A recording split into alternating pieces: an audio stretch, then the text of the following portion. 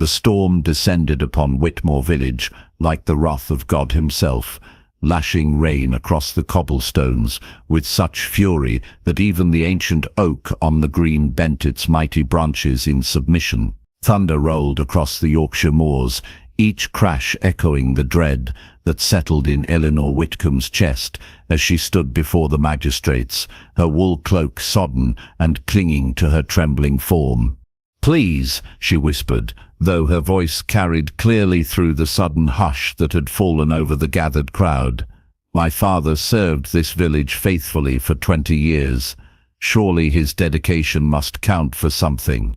The magistrate, a portly man, whose jowls quivered with each shake of his head, consulted his ledger with theatrical importance. "Miss Whitcomb, sentiment cannot settle debts. The cottage must be surrendered by week's end, or we shall have no choice but to cast a woman and child into the storm." Eleanor's spine straightened despite the cold seeping through her bones. Behind her, she could hear Thomas's small, frightened breathing, and the sound gave her courage she didn't know she possessed. "Is this the justice of England?" The villagers pressed closer, some nodding in sympathy, others averting their eyes. Mrs. Hartwell from the baker's shop dabbed at her tears with her apron, while Squire Morrison crossed his arms and muttered about knowing one's place. It was then that the thunder of hoofbeats cut through the storm's symphony, and every head turned toward the approaching rider. The horse that emerged from the grey curtain of rain was magnificent, a black stallion that seemed carved from shadow itself, its eyes wild with the same energy that crackled through the air. But it was the man astride the beast who made Eleanor's breath catch in her throat. Count Lucien Ravenscroft dismounted with fluid grace, his greatcoat billowing around him like dark wings. Even through the rain, she could see the sharp planes of his face, the way his jaw was set in lines of cold authority. His gaze swept the crowd with obvious disdain, before settling on her with an intensity that made her feel as though she stood naked before him. For a heartbeat that stretched into eternity, their eyes met across the storm-lashed green. Something flickered in those grey depths. Recognition, perhaps, or something darker still. Then his lips curved in what could barely be called a smile, and words fell from them like chips of ice. "I will never forgive you." The villagers' murmurs died away into shocked silence. Even the rain seemed to pause, as if the very sky held its breath. No one moved. No one dared ask why the most powerful man in 3 counties had spoken such words to a village schoolmaster's daughter, a woman he had, until this moment, supposedly never met. The cottage that Eleanor called home bore little resemblance to the grand manor houses that dotted the countryside, yet it had been filled with more love than many palaces could claim. Her father, Samuel Whitcomb, had been a gentle scholar who believed that knowledge belonged not only to the wealthy, but to every child who hungered to learn. He had spent his life savings on books for his makeshift schoolroom, had worked by candlelight until his eyes grew weak, had given his last penny to ensure that even the poorest families could send their children to learn their letters. Now, 3 months after his death from a fever that had ravaged the village, Eleanor found herself drowning in the debts he had accumulated in service of his noble cause. She had sold her mother's jewelry, her few good dresses, even her father's precious globe, everything save the books, which she could not bear to part with. Yet it was not enough, and never would be enough to satisfy the creditors who circled like vultures. "Ellie, are you certain we cannot stay?" Thomas's voice was small as he stood at the window of their tiny parlour, watching the rain streak down the glass. At 8 years old he possessed their father's gentle nature and curious mind, but not yet the understanding of how cruel the world could be to those without means. "We shall find another way," she murmured, though her heart ached with the lie. Where could they go? Her father's sister in London had made it clear that she considered her brother's family beneath her notice. particularly after her own marriage to a prosperous merchant. The workhouse loomed like a spectre in Eleanor's mind, that grim fate that awaited those who had nowhere else to turn. But she would not surrender, not while she drew breath. She had inherited her father's stubborn streak along with his love of learning, and she had plans that extended far beyond mere survival. In her dreams, she saw a proper schoolhouse, where village girls might learn alongside the boys, where knowledge would not be rationed according to one's station in life. It was an impossible dream, perhaps, but it was hers. Meanwhile, in the grand halls of Ravenscroft Manor, Count Lucien Ravenscroft stood before the portrait of his mother, studying the gentle face that had once been the talk of London society. Lady Catherine had been born a merchant's daughter, elevated by love to the ranks of nobility when she married his father. She had never quite belonged among the aristocrats who whispered behind their fans about her common origins, but she had possessed a kindness that had made her beloved among the servants and tenants. Until the day she had trusted the wrong person. Until the day her generous heart had led to betrayal that had cost the estate nearly everything, and ultimately her life. "My lord!" His secretary Pemberton hovered in the doorway with the day's correspondence. "The magistrates require your signature on the eviction notices." Lucien's jaw tightened. He had learned at considerable cost that mercy was a luxury he could not afford. The estate had debts of its own, thanks to his father's extravagant spending and his mother's naive generosity. Every penny mattered now, every debt must be collected, every inefficiency eliminated. It was the only way to preserve what generations of Ravenscrofts had built. Yet as he signed his name to the documents, he could not shake the image of the woman who had stood so proudly in the rain, her chin raised in defiance despite her obvious poverty. There had been something familiar about her, something that stirred memories he preferred to keep buried. "The schoolmaster's daughter," he said quietly. "What do you know of her?" Pemberton consulted his notes. "Miss Eleanor Whitcomb, my lord, 22 years of age, unmarried, caring for a younger brother. Her father left considerable debts, despite his modest income.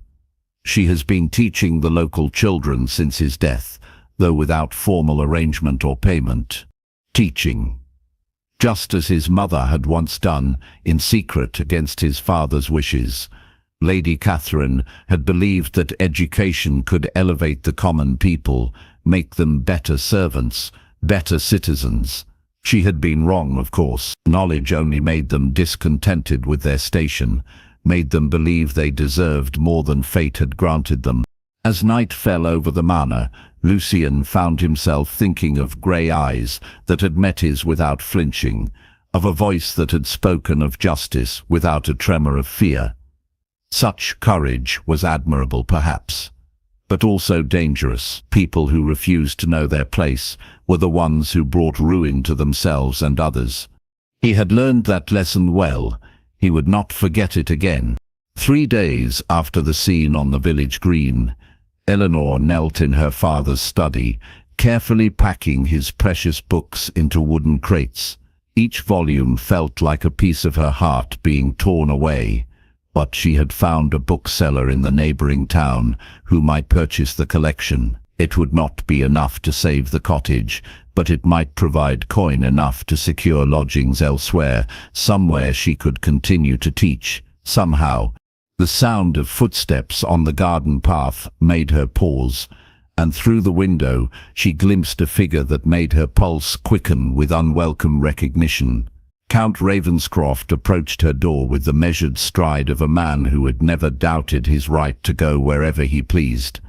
When his knock came firm, imperious, she took a moment to smooth her apron and steady her breathing before answering. He stood on her threshold like some dark angel of judgment, his greatcoat pristine despite the muddy lane, his expression unreadable. "Miss Whitcomb." He stepped inside without invitation, his gaze sweeping the modest parlour with obvious assessment. I have come to discuss your circumstances. How generous of you to take such interest in my affairs, my lord. The words slipped out before she could stop them, edged with more defiance than wisdom. Though I confess myself puzzled as to your purpose here. His eyes, she noticed, were not merely grey, but held flecks of silver that seemed to catch the light like steel. Your father's debts concern my estate. I have come to ensure that all matters are resolved with proper efficiency. The word fell between them like a blade. Elinor felt her cheeks burn, but she would not give him the satisfaction of seeing her cower. I see. And what efficiency do you propose, my lord? Shall you have me dragged from my home by your footman, or do you prefer to oversee such cruelties personally? For a moment, something flickered across his features, surprise perhaps at her boldness. Then his expression hardened once more. What I prefer, Miss Whitcomb, is for my tenants to fulfill their obligations without melodrama. However, I am prepared to discuss alternative arrangements. It was then that young Thomas burst through the door from the kitchen, his arms full of wild flowers and his face bright with innocent joy. Ellie, look what I found by the... He stopped short at the sight of their visitor, instinctively moving closer to his sister's side. This is my brother Thomas, Elinor said, her voice softening as she placed a protective hand on the boy's shoulder. Thomas, make your bow to Count Ravenscroft. The child obeyed with the careful manners their father had instilled, but his eyes remained wide with curiosity rather than fear. Are you the gentleman who owns all the horses? Mrs. Hartwell says you have hundreds of them, all black as midnight. Despite himself, Lucien felt the corner of his mouth twitch. Not quite hundreds, and some are brown. Thomas, take your flowers to the kitchen and put them in water, Elinor instructed gently. When they were alone again, she faced the Count with renewed determination. You spoke of arrangements. What did you have in mind? I have a ward, he said after a moment's consideration. My niece Clara, recently orphaned. She requires instruction in languages, literature, and the accomplishments suitable to her station. The position of governess would provide room and board, as well as a salary sufficient to support your brother's schooling elsewhere. The offer struck her like a physical blow. To leave Thomas, to surrender her dreams of the village school, to become a servant in the very house of the man who would cast them from their home. It was almost too bitter to contemplate. Yet what choice did she have? The workhouse would be far worse, and at least this way Thomas might have a chance at a decent life. And if I refuse? She asked quietly. Then you will face the consequences of your father's choices. His voice was without inflection, but something in his eyes suggested the words cost him effort to speak. Elinor looked around the parlour where she had spent so many happy hours listening to her father's lessons, where she had dreamed of continuing his work. The books stacked in their crates seemed to reproach her with their silence. I accept, she said at last, the words like ashes in her mouth, but I have conditions of my own. His eyebrows rose in apparent surprise. Few people, she imagined, dared impose conditions upon Count Ravenscroft. I will teach your ward to the best of my ability, she continued, but I will not be made to feel ashamed of my origins or my father's memory, and I will not abandon the children of this village entirely. If I am to live in your house, I expect to be permitted to continue their education when my duties allow. For a long moment, he studied her face with an intensity that made her feel as though he could see through to her very soul. When he finally spoke, his voice carried a warning that chilled her more than the autumn wind. You will learn, Miss Whitcomb, that in my house there is only one master. I suggest you remember that, unless you wish to discover just how unforgiving I can be. Yet, as he turned to leave, she could have sworn she saw something almost like regret flicker across his features. Almost like the shadow of the man he might have been, in another life, under different stars. Ravenscroft Manor rose from the Yorkshire landscape like something from a Gothic tale, its stone walls weathered by centuries of wind and rain. As Eleanor approached in the Count's carriage, her travelling bag clutched in her lap, she marvelled at the sheer scale of it. How many families could live comfortably in a single wing of such a place? How many children could be fed with the cost of maintaining its ornate gardens? Yet for all its grandeur, there was something melancholy about the great house, as though it mourned for happier times long past. The windows seemed to watch her approach with hollow eyes, and the elaborate stonework was softened by ivy that suggested years of neglect, or perhaps indifference to beauty for its own sake. "Miss Whitcomb has arrived, my lord," the butler announced as she was shown into the Count's study. The room was a shrine to masculine authority, lined with leather-bound volumes and dominated by a massive desk that could have served as a dining table for her entire family. Lucien looked up from his correspondence, and she was struck once again by the sharp intelligence in those grey eyes. In the lamplight, the harsh lines of his face seemed less forbidding, though no less compelling. A scar ran along his left temple, a souvenir perhaps of his military service. "Clara is in the nursery," he said without preamble. "She has been difficult since her parents' death. I trust you will not indulge her in excessive sentiment." The criticism stung, though she tried not to show it. "Children grieve in their own way, my lord. Perhaps what she needs is patience rather than discipline." His expression darkened. "What she needs is to learn that tears accomplish nothing. The world shows no mercy to those who weep." "How very sad," Eleanor murmured, "that you should think so." Their eyes met across the vast desk, and for a moment she thought she glimpsed something raw and wounded in his gaze. Then he looked away, shuffling his papers with unnecessary force. "Mrs. Henley will show you to your quarters.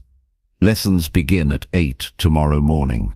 Clara proved to be a sprite of a girl with dark curls and solemn brown eyes that seemed far too old for her 7 years. She submitted to Eleanor's introduction with polite indifference, answering questions in monosyllables and showing no interest in the books that had been selected for her education. "Do you like stories, Clara?" Eleanor asked gently as they sat in the bright schoolroom that overlooked the gardens. "Stories are for babies," the child replied, though her fingers traced the gilded edge of a fairy tale collection with obvious longing. "I see. And what about music or drawing?" A shrug was her only answer, but Eleanor noticed how Clara's gaze lingered on the pianoforte in the corner, dust motes dancing in the sunlight that streamed across its polished surface. It took 3 weeks of patient persistence before Clara's walls began to crumble. The breakthrough came during a thunderstorm that rattled the windows and sent the child huddling under her desk in terror. Without thinking, Eleanor gathered the trembling girl into her arms and began to sing a gentle lullaby her mother had sung, about brave knights and safe harbors. "My mama used to sing that song," Clara whispered against her shoulder. "Did she? Then she had excellent taste in music." From that moment, the lessons transformed from duty into joy. Clara's quick mind seized upon knowledge with an eagerness that reminded Eleanor painfully of her own childhood hunger for learning. They read together by the fire, worked mathematical problems with colored beads, and practiced French conversation during their walks in the garden. It was during one such walk that they encountered the Count returning from his morning ride. His horse was lathered with sweat, and there was something wild about his appearance that made Eleanor's pulse quicken with unwelcome awareness. "Uncle Lucien!" Clara ran to him without hesitation, and Eleanor was surprised to see his stern features soften as he lifted the child onto his saddle. "Have you been a good student today, little one? Miss Eleanor taught me about France, where Mama was born. Did you know they eat snails there?"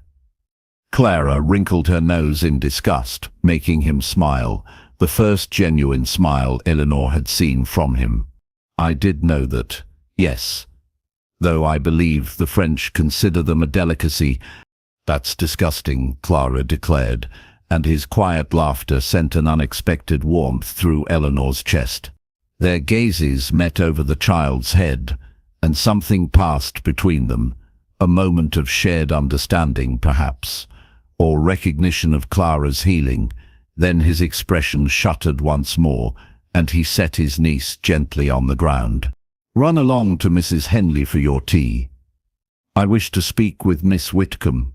When they were alone, he dismounted and stood closer than propriety dictated, close enough that she could smell leather and horse and something indefinably masculine that made her pulse flutter. She seems improved, he said carefully. Children are remarkably resilient when given love and security, Eleanor replied, trying to ignore the way her breath shortened when he was near. Perhaps adults could learn from their example. His jaw tightened. Adults learn different lessons, harsher ones. Not all adults, surely. Some choose to remain open to joy, despite their wounds. He studied her face with that unnerving intensity she was beginning to recognize. And what wounds do you carry, Miss Whitcomb? What losses have taught you such wisdom? The question caught her off guard, too personal for the careful distance they maintained. I have lost my parents, my home, my security, but I have not lost hope. Hope, he repeated, as though testing the word on his tongue. A dangerous luxury, or a necessary light in the darkness. For a moment, she thought he might say something more, something that would crack the careful facade he wore. Instead, he mounted his horse and rode away without another word, leaving her standing in the garden with her heart beating far too fast. That evening, as she helped Clara prepare for bed, the child's innocent question pierced her with unexpected longing. Miss Eleanor, do you think Uncle Lucien is lonely? He always looks so sad when he thinks no one is watching. From her window that night, Eleanor could see a light burning late in the Count's study. She found herself wondering what thoughts kept him wakeful, what memories haunted his solitary hours, and despite every rational instinct, she found herself wishing she might offer comfort to the wounded man behind the cold mask. Such thoughts, she told herself firmly, were both foolish and dangerous.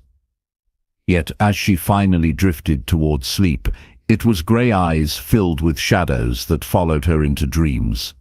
The accusation came like a thunderbolt on a clear October morning. Eleanor was in the village teaching her small group of pupils when Magistrate Thornbury arrived with 2 constables in tow, their faces grim with official purpose. Miss Whitcomb, Thornbury's voice carried across the makeshift schoolroom with terrible authority. By order of the county magistrates, you are hereby summoned to answer charges of fraud and theft against your late father's estate. The children scattered like startled birds as the adults pressed closer, their faces a mixture of shock and shameful curiosity. Mrs. Hartwell pushed forward, her baker's apron still dusted with flour. Surely there's been some mistake, she protested. Samuel Whitcomb was as honest as the day is long. Evidence has come to light, Thornbury continued, producing a leather portfolio with theatrical flourish, suggesting that the deceased falsified records of tuition payments and charitable donations, embezzling funds intended for the education of the poor. Eleanor felt the blood drain from her face as the implication struck her. Such charges would not only destroy her father's memory, but make it impossible for her to continue teaching anywhere in England. That is impossible, she managed, though her voice sounded thin and reedy to her own ears. My father dedicated his life to education. He died poor because he gave everything to his students. These documents suggest otherwise, Thornbury replied, though his eyes would not quite meet hers. You will present yourself at the Manor House this afternoon to face Lord Ravenscroft's judgment in this matter. The crowd began to murmur, some voices raised in her defense, others already turning to whispered speculation about guilt and hidden sins. Elinor felt the world spinning around her as she was escorted home to await her summons, her small group of students watching with wide, frightened eyes. By the time she was called to the manor that afternoon, word had spread throughout the county. She entered the great hall to find it filled with local gentry, magistrates, and prominent citizens, all gathered to witness her humiliation. At the head of the room, Count Ravenscroft sat behind a massive oak table, his expression carved from stone. Lady Honoria Blackwood, his elegant cousin, stood at his right hand like some avenging angel, her beauty made sharp by malicious satisfaction. "My lords and ladies," she announced in her cultured voice, "we are gathered to address a most serious matter of fraud and deception that has touched our very community." The evidence, when presented, was damning in its thoroughness. Documents bearing her father's signature, accounts that showed discrepancies, testimonials from supposed benefactors who claimed they had been deceived. It was a masterwork of fabrication, and Elinor recognized with sinking heart that she was utterly defenseless against it. "What have you to say in answer to these charges?" Count Ravenscroft's voice cut through the murmurs like a blade. Elinor stood straighter, calling upon every ounce of her father's dignity. "I say that these accusations are false, my lord. My father may have been naive in his trust, generous to a fault in his giving, but he was no thief. These documents—" She gestured helplessly at the table. "I do not know how they came to be, but I know they lie." Lady Honoria's laugh was like crystalline mockery. How convenient that the only witness to contradict such thorough evidence is the accused's own daughter. "Perhaps grief has clouded your judgment, my dear, or perhaps the apple has not fallen far from the tree. Enough." The Count's single word silenced the hall. He studied Elinor's face with that piercing intensity she had come to know too well, and she thought she saw something struggle behind his eyes, doubt perhaps, or the ghost of the connection that had been growing between them. Then his expression hardened, and her heart shattered into 1,000 pieces. "The evidence is clear," he said in a voice devoid of warmth. "Samuel Whitcomb betrayed the trust of this community, and his daughter has attempted to continue his deception. Miss Whitcomb, you will remove yourself from my employ and from this county by week's end. Any attempt to return or to continue teaching will result in immediate arrest." The hall erupted in voices, some shocked, some satisfied, some crying out in protest. But all Elinor could hear was the roaring of her own blood as the world collapsed around her. She had expected condemnation from society, but somehow she had believed that he might trust her, might see through the lies to the truth beneath. "My lord," she whispered, her voice breaking despite her efforts to remain strong. "Surely you cannot believe." "I believe what the evidence tells me," he replied, and now there was something almost like pain in his voice. "I have learned, at great cost, that trust is a luxury I cannot afford. You will leave Ravenscroft Manor tonight." It was then that her composure finally cracked, that the tears she had fought so desperately came flooding forth, despite every effort to contain them. She wept not just for her ruined reputation or her lost position, but for the connection she had thought was growing between them, for the hope she had dared to nurture that he might see her as more than just another fortune hunter. Through her tears, she saw his face change, saw the mask slip for just an instant to reveal something raw and anguished beneath. But it was too late now. The damage was done, the words spoken that could never be taken back. "I trusted you," she whispered, and the words carried across the silent hall like an accusation. "God help me, I trusted you." Then she turned and fled, her sobs echoing in the great stone corridors as she ran toward an uncertain future, leaving behind the only happiness she had known since her father's death. Behind her, Count Lucian Ravenscroft sat frozen in his chair, watching the woman he had come to love, though he would not admit it even to himself, disappear from his life. And for the first time since his mother's death, he wondered if he had made a terrible mistake.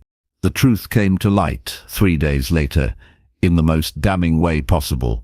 Lucian stood in his study, staring at the letter in his hands, as if he could will its contents to change.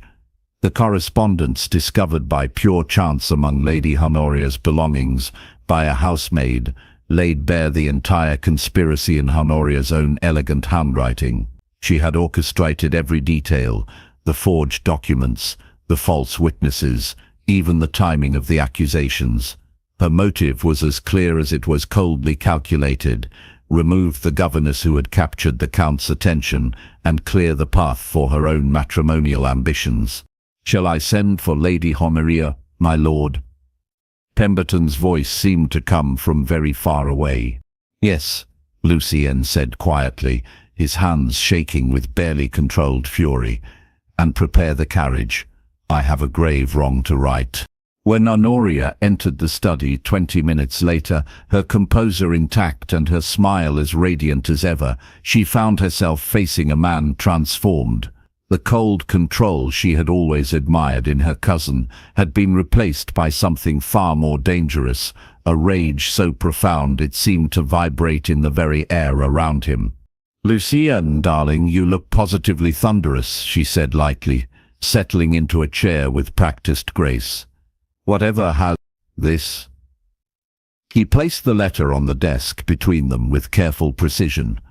"Would you care to explain it?"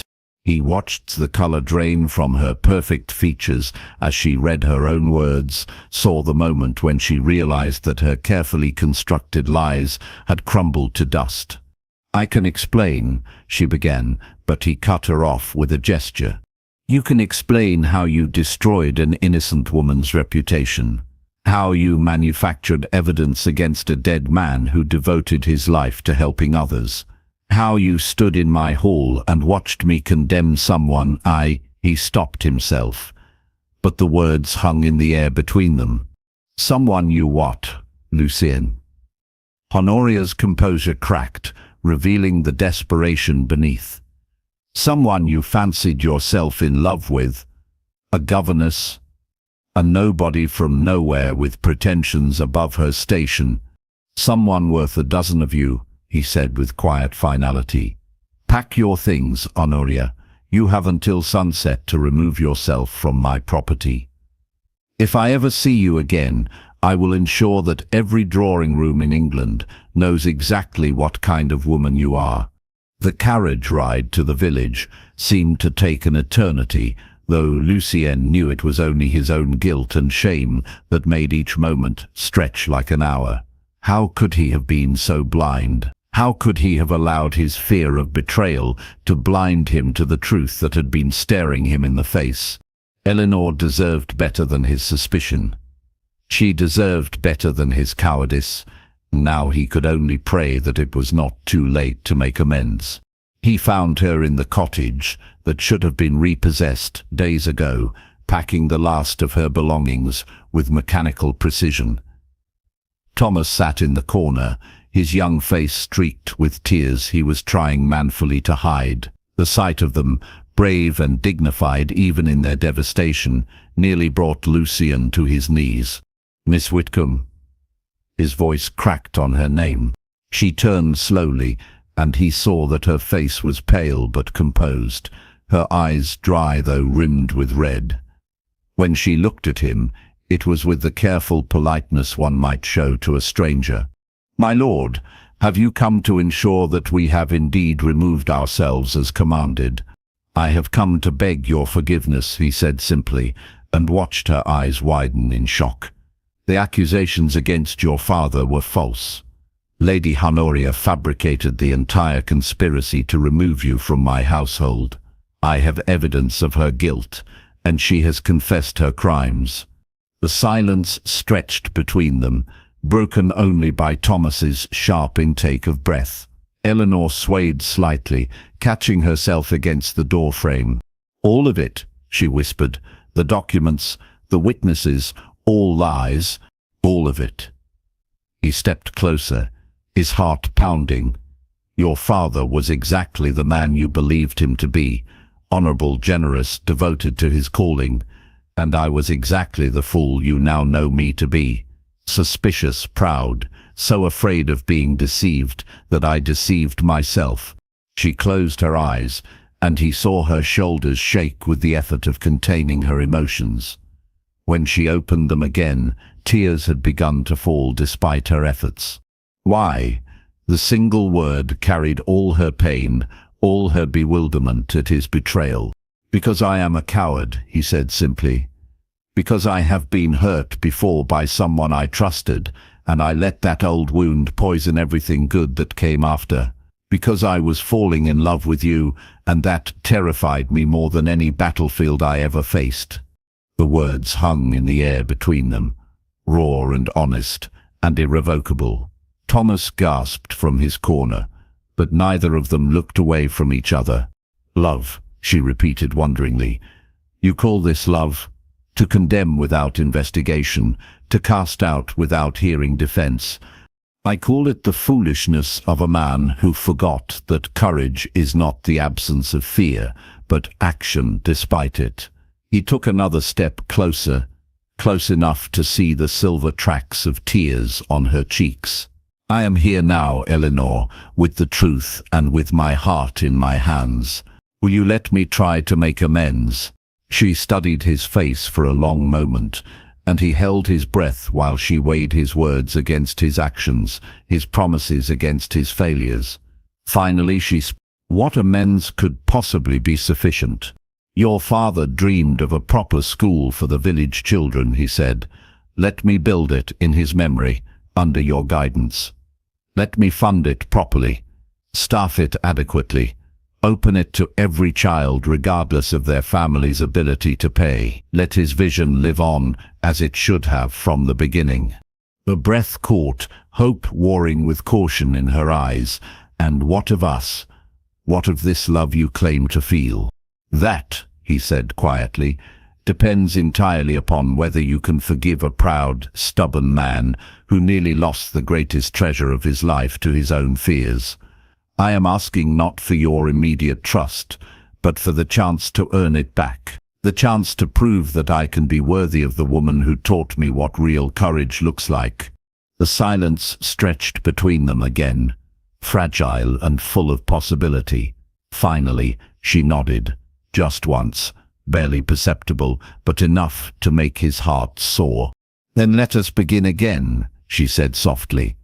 And this time, let us choose trust over fear.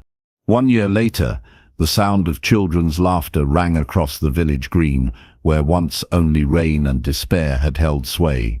The Whitcomb Academy stood proud and welcoming, its golden stone walls warm in the afternoon sun, its windows bright with the promise of knowledge for all who sought it. Eleanor stood in the doorway of the main classroom watching as Thomas helped the younger children with their mathematics, while the older students worked on their compositions. The sight never failed to fill her with wonder. This dream made manifest, this testament to her father's vision and her own stubborn refusal to surrender hope.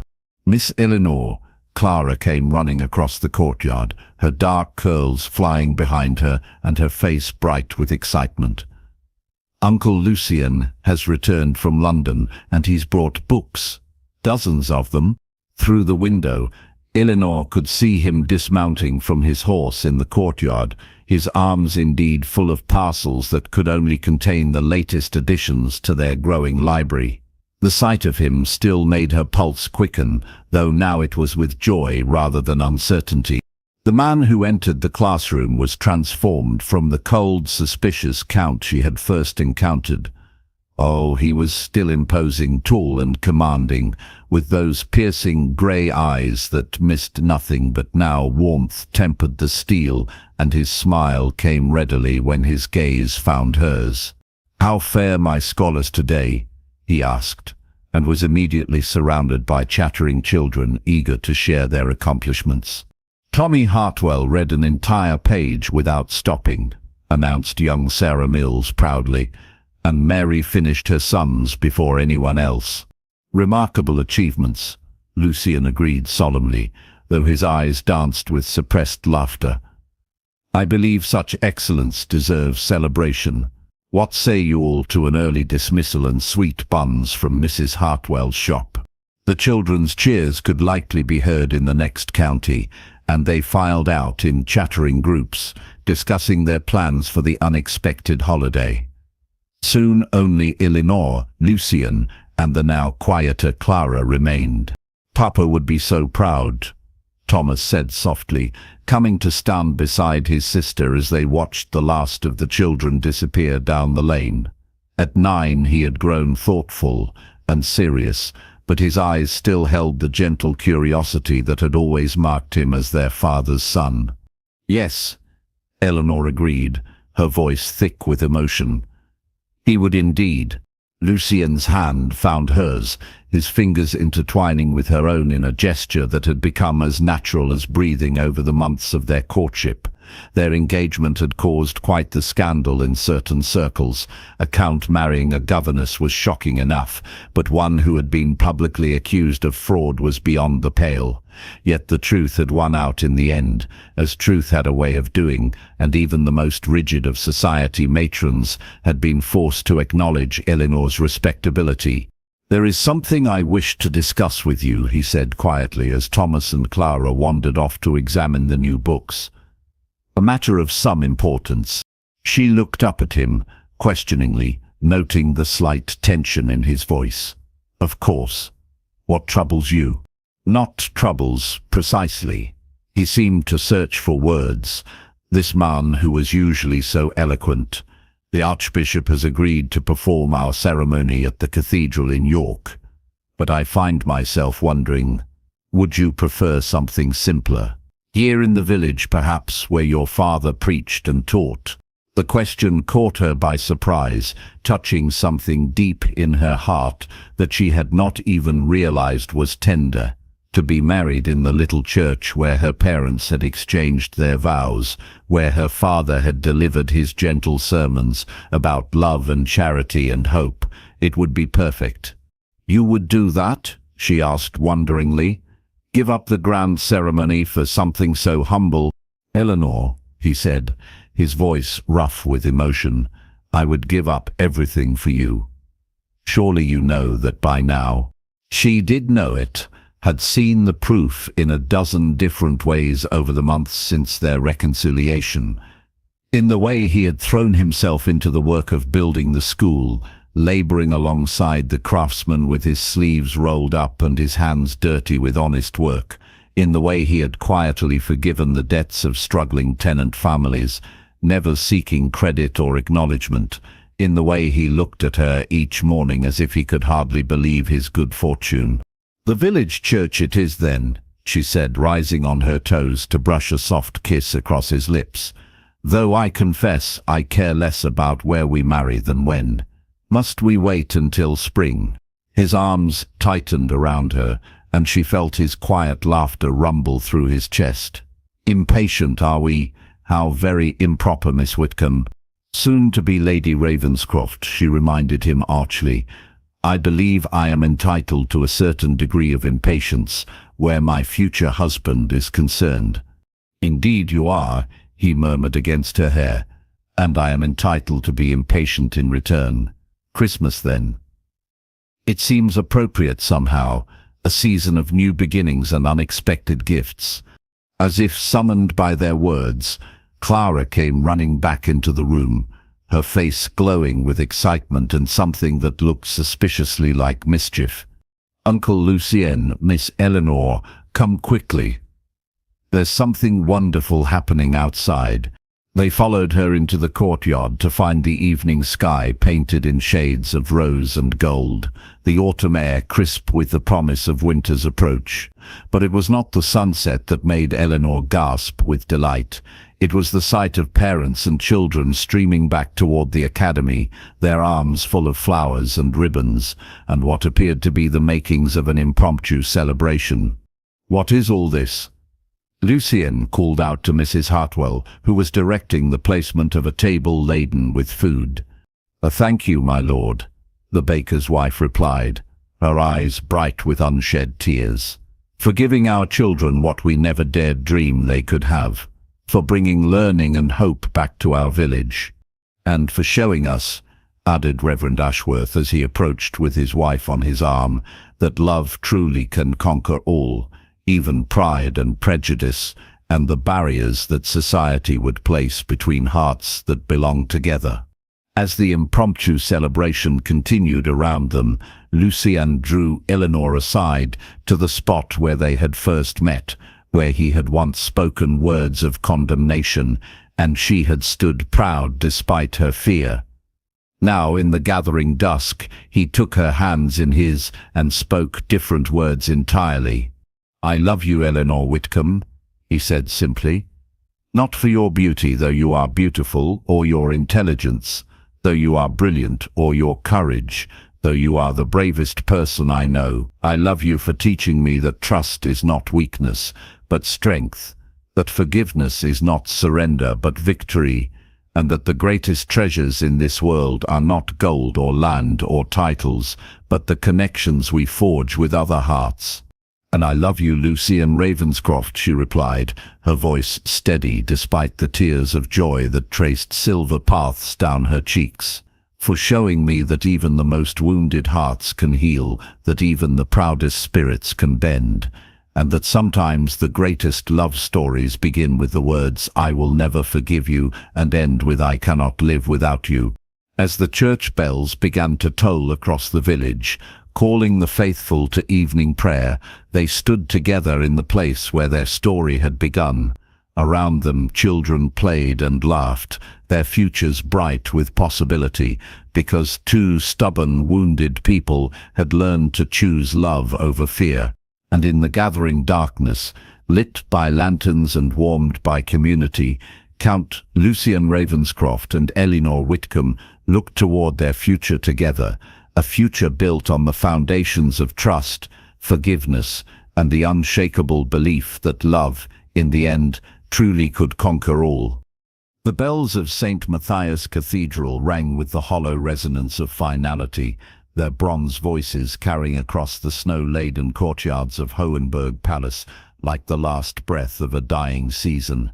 Each toll seemed to pierce through Princess Amelia's carefully constructed composure, though her face remained a marble mask of appropriate grief as she stood beside her father's gilded coffin. The morning air bit at her cheeks with crystalline teeth, turning her breath into ghostly plumes that rose and disappeared like prayers unheard.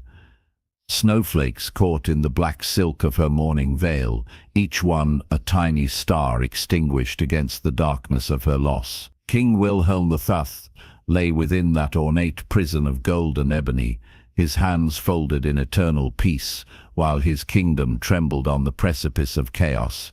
"Father," she thought, her gloved fingers tightening imperceptibly around her prayer book, "how am I to face this storm without your steady hand to guide me?" The citizens of Bavaria had gathered in the courtyard below, their faces etched with more than ceremonial sorrow. Emilia caught fragments of whispered conversations that made her blood run cold, words like poison and murder drifting upward on the winter wind. The official proclamation spoke of sudden illness, but the court physician's nervous glances and the Duke of Rostein's barely concealed satisfaction told a different tale entirely. As the processional began its solemn march toward the cathedral's towering doors, Emilia felt the weight of 100 watching eyes. Some gazed with genuine sympathy, others with the calculating hunger of wolves scenting weakness. Without her father's protection, she had become the most valuable piece on a chessboard where the rules changed with each player's whim. It was then that she noticed him. The man whose arrival had been announced with such ceremony the previous evening.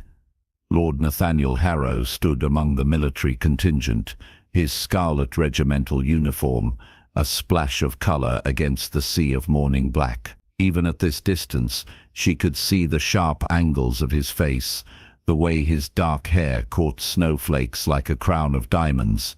He was handsome in the dangerous way of storms and sword edges, beautiful and devastating in equal measure. A betrothed.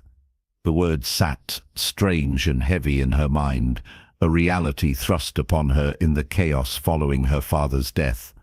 A diplomatic arrangement, they had called it, a union to strengthen the kingdom in its hour of need.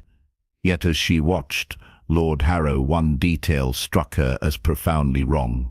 While every other soul present kept their gaze fixed upon the coffin in reverent attention, Nathaniel's eyes looked everywhere else. The cathedral spires, the gathered crowd, the grey winter sky, anywhere but at the golden casket that held her father's remains. His jaw was set in a line of such rigid control that she wondered what emotions he fought to contain. Twilight. In the hushed corridors of Hohenberg Palace, where portraits of long-dead monarchs seemed to watch with painted eyes, Princess Emilia had always found solace in the library her father built for her education. It was there, among leather-bound volumes of history and philosophy, that she had learned to navigate the treacherous waters of court politics with the same precision her ancestors had once wielded swords. Her tutors had whispered that such learning was wasted on a woman, that her role required only beauty, obedience, and the ability to produce heirs. But King Wilhelm had recognized the sharp intelligence behind his daughter's cornflower blue eyes, even as he struggled to balance his love for her with the harsh realities of royal duty. A princess must be both rose and thorn, he had once told her, his weathered hands turning the pages of a treatise on statecraft. Beautiful enough to inspire loyalty, sharp enough to command it. Now, as she sat in the same chair where she had received that wisdom, Emilia understood how prophetic those words had been.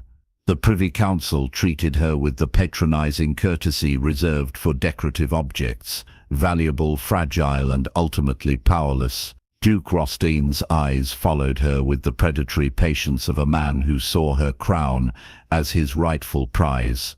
But it was the mystery of Lord Nathaniel Harrow that truly consumed her thoughts.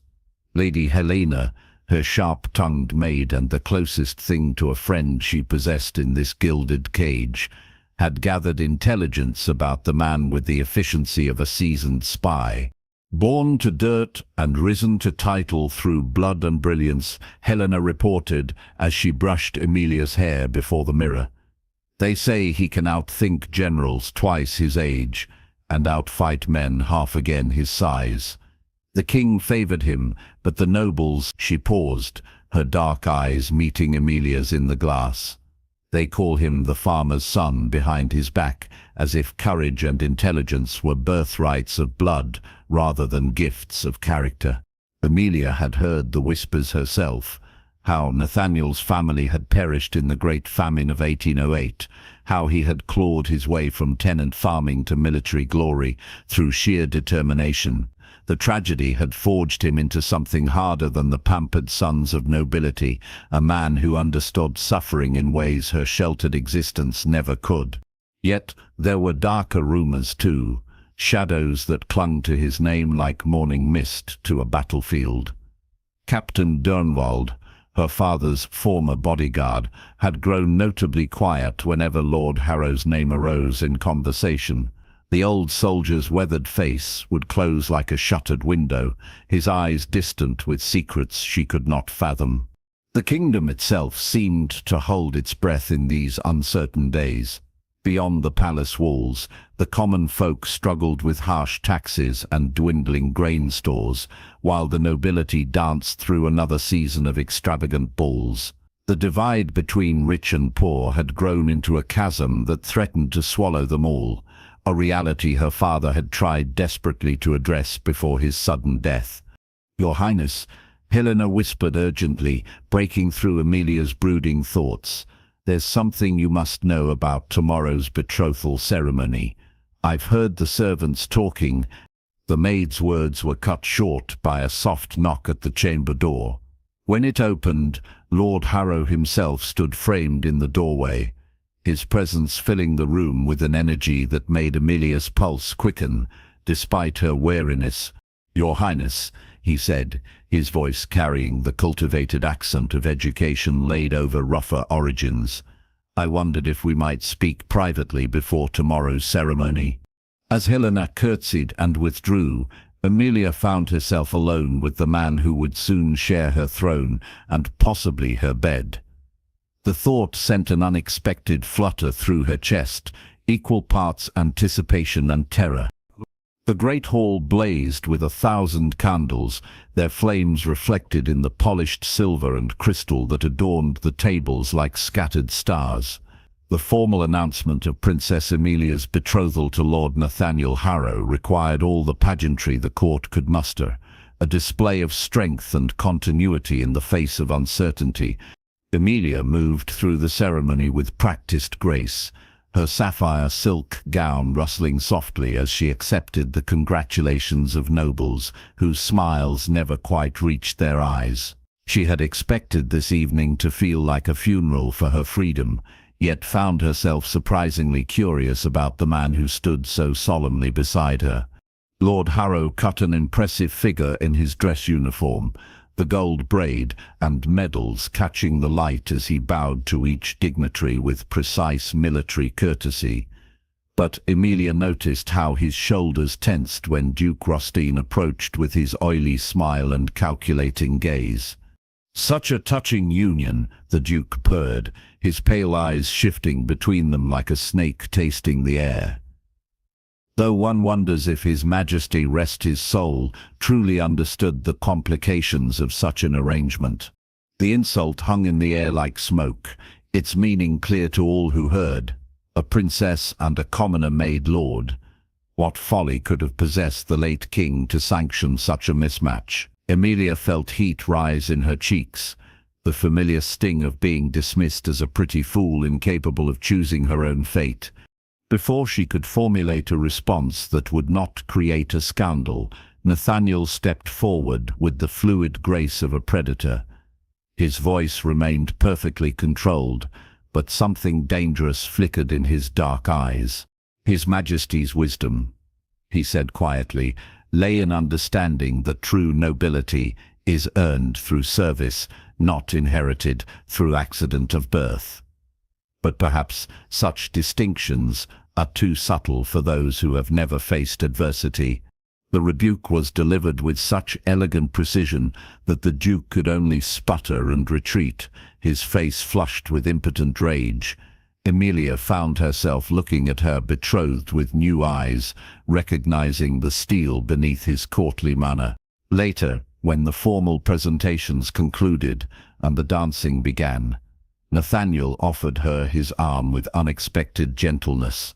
"Perhaps we might take some air, Your Highness.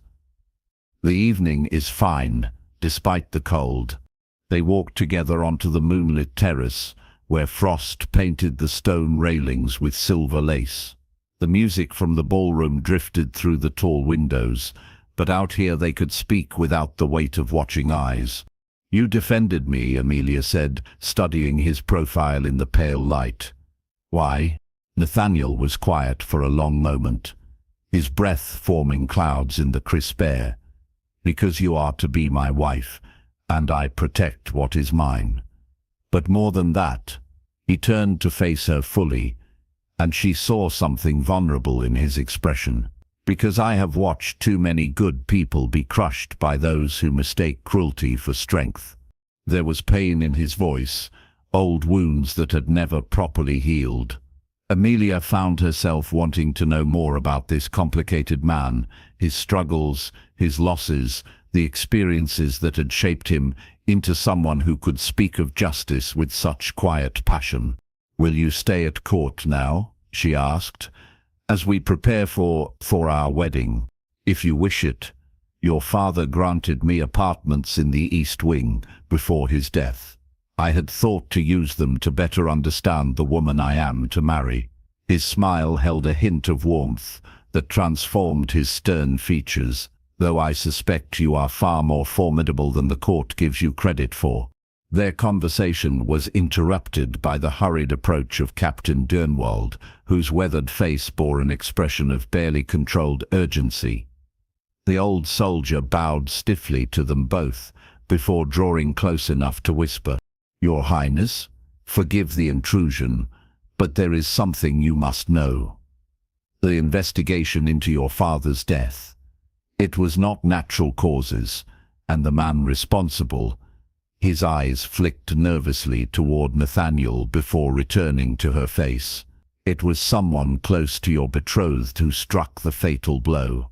The words hit Amelia like a physical blow, stealing the breath from her lungs. She felt Nathaniel stiffen beside her, but when she turned to look at him, his face had become an unreadable mask. Right. In the days that followed, Captain Dernwald's cryptic warning, Amelia found herself caught between suspicion and an inexplicable pull toward the man she was meant to marry. Nathaniel had indeed taken up residence in the East Wing, and their daily encounters had begun to form a pattern that felt both dangerous and inevitable. Each morning he would appear in the estate office, where she conducted the business of managing her father's properties, a duty the council considered beneath her notice, but which she pursued with passionate dedication. The sight of her bent-over ledgers and correspondence seemed to surprise him, as if he had expected to find a decorative princess playing with jewels rather than a capable administrator wrestling with crop yields and tenant concerns. "You truly manage all of this yourself?" he asked one morning, his dark eyes scanning the organized chaos of papers spread across her desk. "Someone must care about whether the people have enough grain for winter," she replied, not looking up from the report of harvest yields from the southern provinces. "The council sees only numbers. I see families who will go hungry if we make the wrong decisions." Something in her tone made him step closer, close enough that she could smell the clean scent of soap and leather that clung to him. "You speak like someone who has known hardship herself." Amelia's pen stilled on the page. "There are different kinds of cages, Lord Harrow.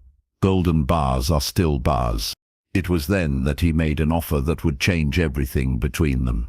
"If you wish to understand your people better, perhaps you should learn to defend yourself as they must. I could teach you swordwork, strategy, the skills needed to command respect through strength rather than birthright." The lessons began the next afternoon, in a private courtyard, where the sound of clashing steel would not draw unwanted attention.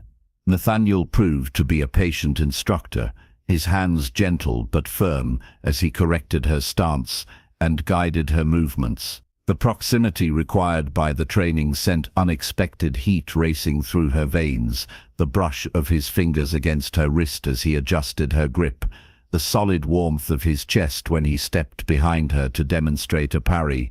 "Feel the balance of the blade," he murmured, his breath warm against her ear as his hands covered hers on the sword's hilt.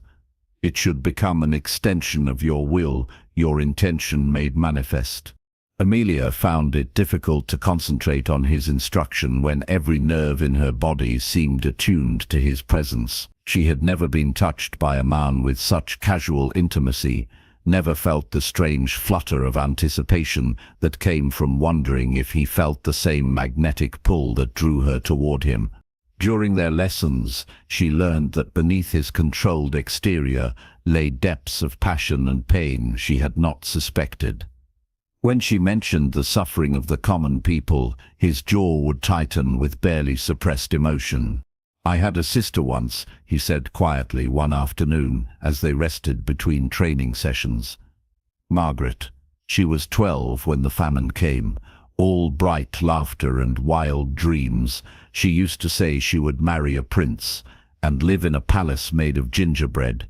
His voice grew rough. "She died in my arms, nothing but skin and bones, while the Duke of Rustine's granaries remained locked and full."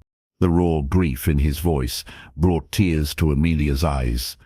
Without thinking, she reached out and covered his hand with her own, feeling the calluses and old scars that spoke of a harder life than any she had known. "I'm sorry," she whispered.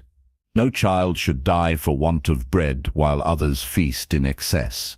He stared down at their joined hands for a long moment, before carefully pulling away. "That is why your father's reforms mattered so much. He was the first king in living memory to see common people as more than expendable resources." Their conversations revealed how alike they were in their desire for justice, despite the vast difference in their origins. Emilia found herself confessing fears and dreams she had never spoken aloud, her longing to be more than an ornamental princess, her determination to honor her father's memory by continuing his work for the people. One evening, as autumn rains drummed against the library windows, she discovered him standing before her father's portrait with an expression of such complex emotion that it stopped her in her doorway. "He was a good man," Nathaniel said without turning around, "better than he knew." "Did you know him well?" she asked, stepping into the room and closing the door behind her. "Well enough to mourn his passing." There was something in his voice, guilt perhaps, or regret, that made her study his profile more closely. The moments stretched between them, heavy with unspoken words and growing awareness. When he finally turned to face her, the hunger in his dark eyes made her pulse race. They stood there in the candlelight, two people drawn together by forces, neither fully understood, balanced on the knife's edge between propriety and desire. Then thunder crashed overhead, and the spell was broken.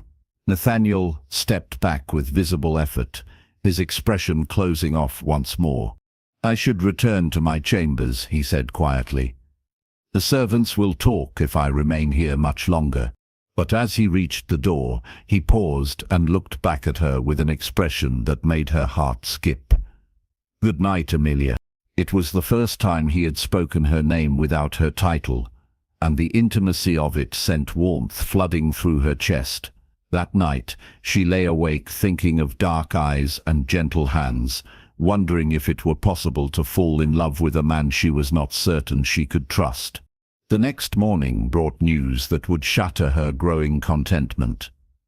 Lady Helena burst into her chambers with a letter bearing her father's personal seal, correspondence that had been discovered hidden among Captain Dernwald's effects.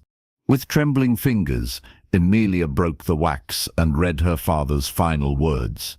The letter spoke of threats against his life, of a conspiracy involving members of his own court, and of specific evidence pointing to Nathaniel's regiment being present in the palace on the night of the king's death. The letter felt like ice in Emilia's hands as she read it again, each word cutting deeper than the last. Her father's precise handwriting laid out his fears with devastating clarity. The whispered meetings in darkened corridors, the servants who had noticed strange men in the palace after midnight, and most damning of all, the report of Lord Harrow's regiment being granted unusual access to the royal quarters on the night King Wilhelm died.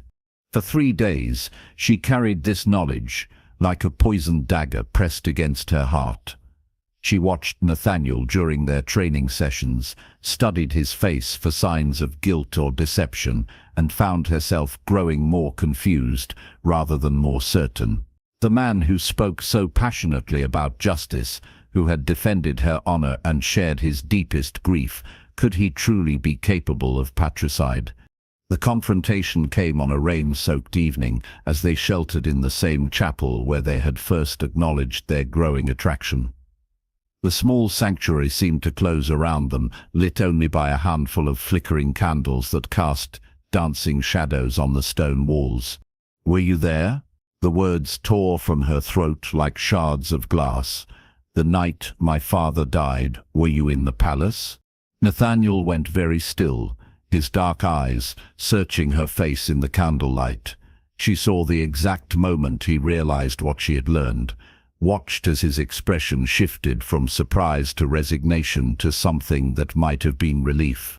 "Yes," he said simply, "I was there." The admission hit her like a physical blow, stealing the breath from her lungs. Part of her had hoped, prayed, that there was some explanation, some misunderstanding that would clear his name and allow her to keep the fragile love that had been growing between them. "How could you?" she whispered, her voice breaking on the words.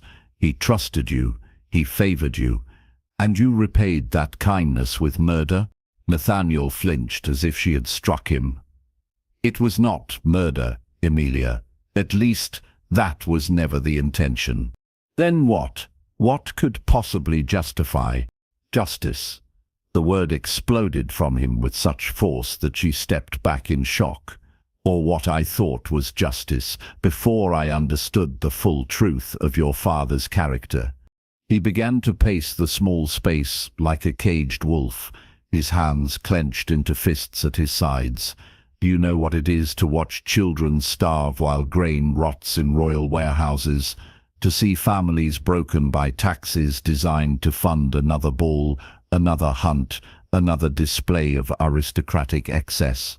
That wasn't my father. I know that now." He whirled to face her, and she saw tears glittering in his eyes. "But then I saw only the crown, not the man who wore it. The conspiracy approached me when I was half mad with grief, when Margaret's death was still fresh and bleeding in my soul. They spoke of forcing abdication, of creating change through necessity rather than waiting for royal benevolence." His voice dropped to a whisper. "I believed them when they said no one would be harmed. I thought we would corner him, present evidence of noble corruption, force him to dismiss the worst of his advisers, and implement immediate reforms. I never knew they planned to poison him until it was too late." The rain hammered against the chapel windows like accusatory fingers, filling the silence that stretched between them. Emilia felt as though her world was crumbling around her. First her father's death, now the discovery that the man she had begun to love was complicit in that loss. "You could have stopped them," she said, her voice hollow with grief. "By the time I understood their true intentions, your father was already dying. I stayed with him, I held his hand as he passed, and swore to him that I would protect you, that I would find a way to make amends for my part in this tragedy." The image of her proud father dying in the arms of his murderer sent fresh waves of anguish through her chest. "Get out," she whispered. "Get out before I scream for the guards and have you arrested for treason." Nathaniel moved toward the door with leaden steps, but paused on the threshold. "I know you will never forgive me, but I need you to know every moment we spent together, every word of affection, every touch. It was real. What I feel for you is the truest thing in my life, even if I have no right to it." After he left, Emilia sank to her knees before the altar and wept until she had no tears left. The love that had been blooming in her heart felt poisoned now, tainted by blood and betrayal. Yet underneath the pain, a treacherous part of her wondered if his anguish might be as genuine as her own. The next morning brought Duke Rothstein and half the Privy Council to her chambers, their faces grave with purpose. They had discovered Lord Harrow's involvement in the king's death, they claimed, and demanded that she publicly renounce their betrothal and agree to a more suitable match, specifically to the Duke himself. "The kingdom requires stability, Your Highness," Rothstein said, with oily sympathy. "Surely you see that marriage to a traitor would destroy any hope of legitimacy for your reign." Standing there in her nightgown with her hair unbound, Emilia had never felt more alone.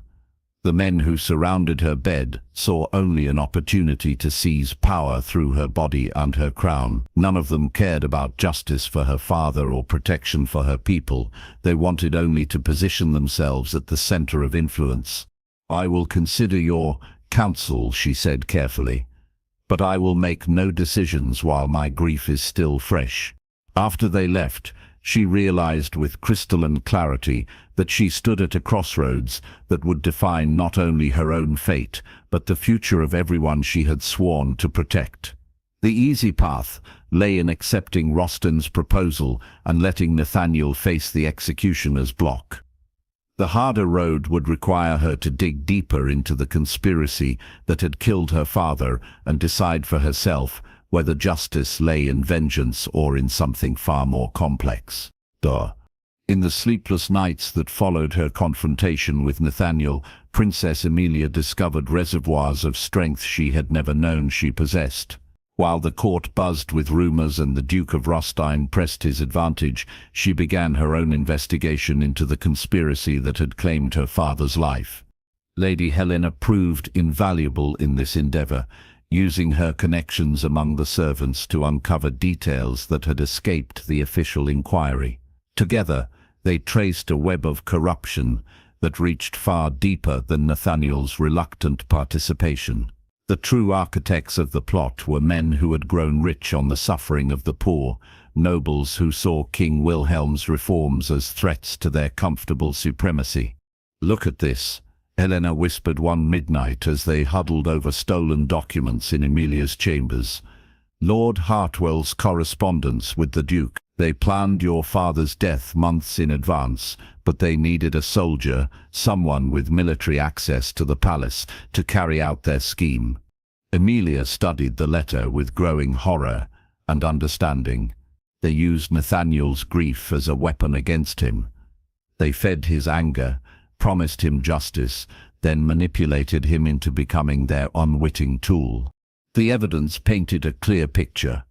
Nathaniel had indeed been present when her father died, but as a deceived pawn rather than a willing assassin. The true poison had been administered by Duke Rostein's personal physician, who had disappeared from the kingdom immediately after the king's death. Armed with this knowledge, Emilia knew she faced the most dangerous gamble of her life.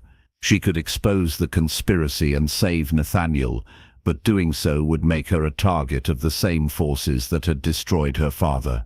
The safe choice remained accepting Rostein's proposal and allowing an innocent man to die for crimes committed by his manipulators. The decision crystallized on the morning she learned that Nathaniel had voluntarily surrendered himself to the palace guards. Rather than flee the kingdom, as any sensible man would have done, he had returned to face execution, not because he believed himself innocent, but because he could not bear to let her suffer the consequences of their association. Standing before her mirror as Helena arranged her hair for the day's court session, Emilia met her own eyes with newfound resolve. "Send word to Captain Durnwald. Tell him I require his testimony before the full council this afternoon." "Your Highness, that's dangerous? Foolish? Potentially treasonous?" Emilia's smile held steel. "Perhaps, but it is also right." The great hall had never felt more like a battlefield than it did that afternoon. Duke Rustin sat in the place of honor, clearly expecting to hear Emilia's public renunciation of her betrothal and acceptance of his suit. The other nobles whispered among themselves with the gleeful anticipation of vultures circling fresh carrion. When Emilia rose to address the assembly, every conversation ceased. She had chosen her clothing carefully, not the submissive pastels they expected, but the deep blue and gold of royal authority. Her father's signet ring caught the light as she lifted her hand for silence. "Lords and gentlemen of the court," she began, her voice carrying clearly to every corner of the hall. "You have asked me to denounce Lord Nathaniel Harrow as a traitor and murderer. Before I render judgment, I would have you hear the full truth of my father's death." What followed was the most dangerous performance of her life. With Captain Durnwald's reluctant testimony and the evidence she and Helena had gathered, she methodically dismantled the fiction of Nathaniel's guilt and revealed the web of greed and ambition that had truly killed King Wilhelm. Duke Rostein's face grew progressively paler as she spoke, and several other nobles began edging toward the exits as their own involvement became clear. But Emilia was not finished.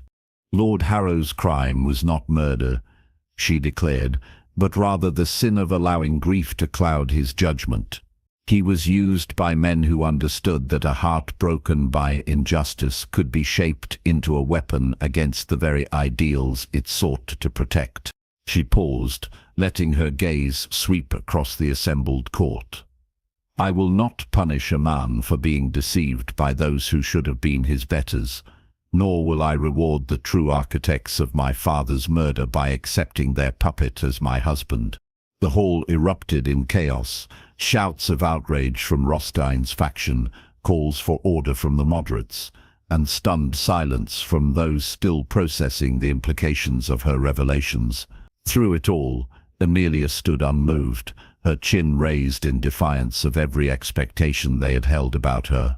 When Nathaniel was brought before her in chains, his eyes widened at the sight of her standing in judgment rather than cowering in submission. She saw the exact moment he understood what she had done, the risks she had taken not just for justice, but for him. Lord Harrow, she said formally, you have been accused of treason against the crown. How do you answer?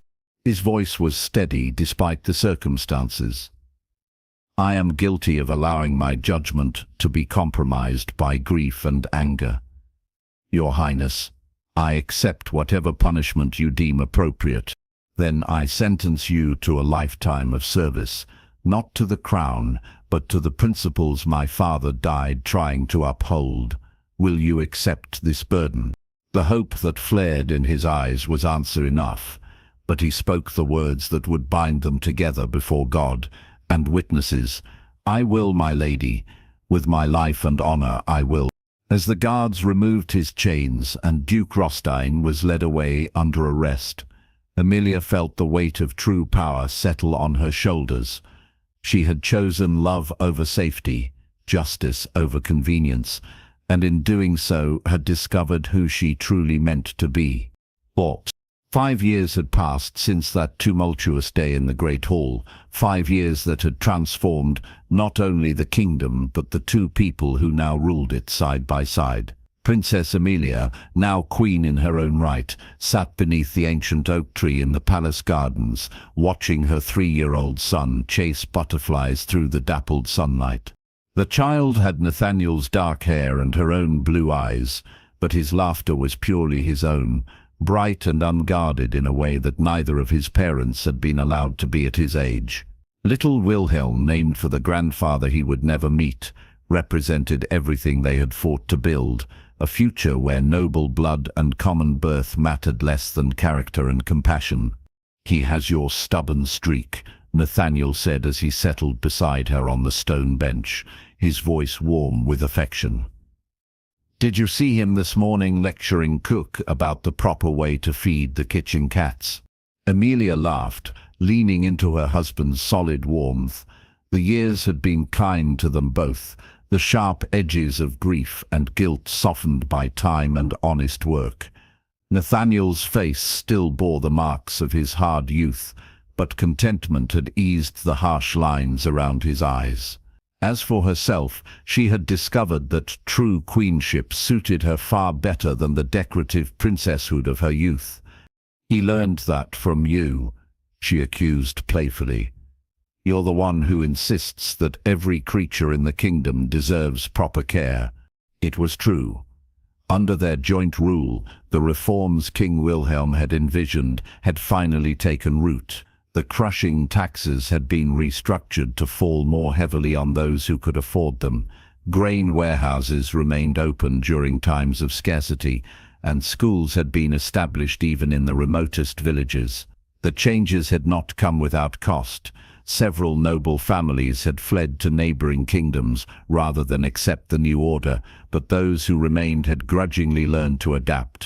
Do you ever regret it? Nathaniel asked quietly, his hand finding hers among the folds of her simple day dress. The path we chose, the enemies we made. Emilia considered the question seriously, as she did all of his moments of doubt. There were still those at court who whispered about the farmer's son who had married above his station, still nobles who treated her with barely concealed resentment for her reforms. The Duke of Rostein might be dead, executed for his crimes, but his allies remained, watching for any sign of weakness.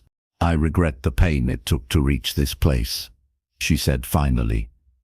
"I regret that my father never lived to see his grandson, never knew that his dreams would flourish, but regret our choice. Never." Their son's delighted shriek drew their attention as he finally managed to catch one of the orange butterflies that had been taunting him. Rather than harm the delicate creature, he cupped it gently in his small hands and brought it to show them, his face glowing with wonder. "Mama, Papa, look, it tickles." As they admired his prize and helped him release it safely back to the garden, Emilia felt the profound satisfaction that came from knowing they had chosen correctly. Love had not been the easy path. It had demanded everything from both of them, forced them to confront their own weaknesses and fight for something greater than themselves. But love, she had learned, was never about ease.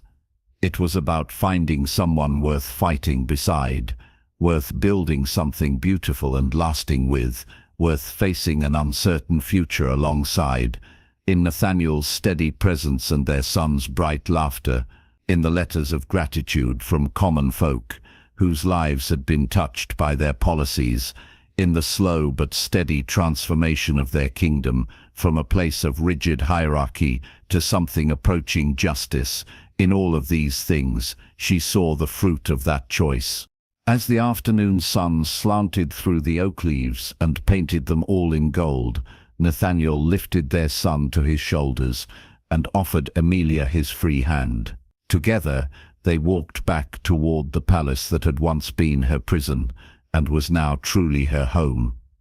Their shadows intertwining on the garden path like the lives they had woven together through trial and triumph. Behind them, the butterflies danced in the warm air, and the future stretched ahead like an unwritten page, full of possibility, anchored by love, and bright with the promise of all they would build together in the years to come.